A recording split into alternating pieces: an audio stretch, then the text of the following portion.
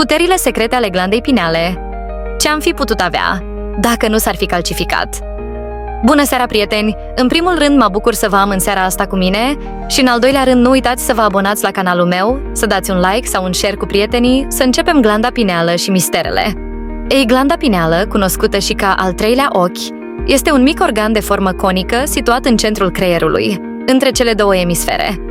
Este considerată de multe culturi străvechi ca fiind poarta către conștiința superioară, intuiția și percepția multidimensională. În tradițiile ezoterice și spirituale, glanda pineală este privită ca un centru al puterii interioare, capabil să ofere acces la dimensiuni ascunse, telepatie, clarviziune și chiar manipularea realității.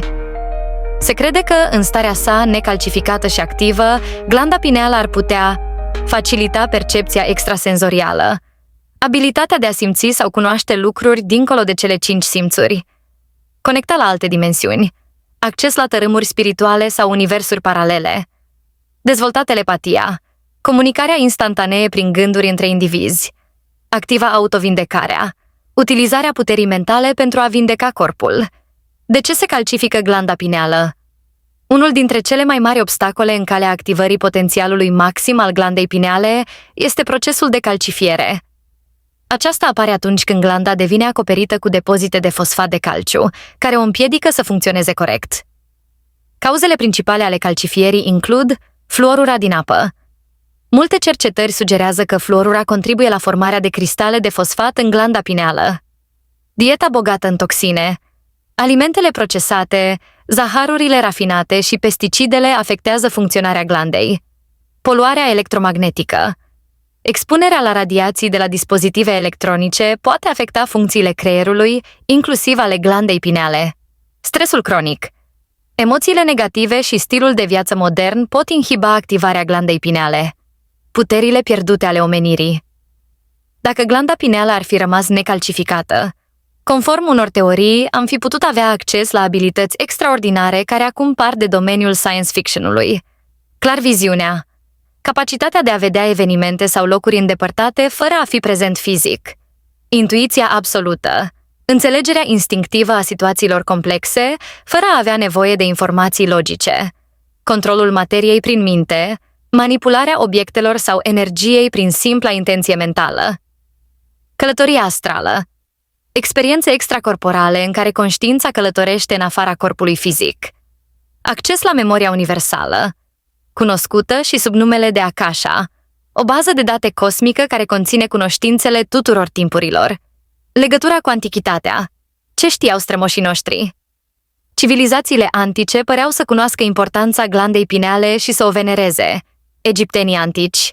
În reprezentările lor, ochiul lui Horus seamănă izbitor de mult cu o secțiune transversală a creierului uman, care include glanda pineală. Hinduismul și chakra ajna. În tradiția vedică, al treilea ochi este considerat sediul conștiinței superioare. Filozofia greacă. Platon și Descartes au susținut că glanda pineală este sediul sufletului și poarta către înțelepciunea divină. Tehnici de activare a glandei pineale. Chiar dacă calcifierea glandei pineale este un proces des întâlnit, există metode care pot contribui la activarea acesteia. Detoxifierea, reducerea consumului de fluorură, zaharuri procesate și aditivi. Alimentația corectă, consumul de alimente bogate în antioxidanți, cum ar fi spirulina, clorela, turmericul și ghimbirul.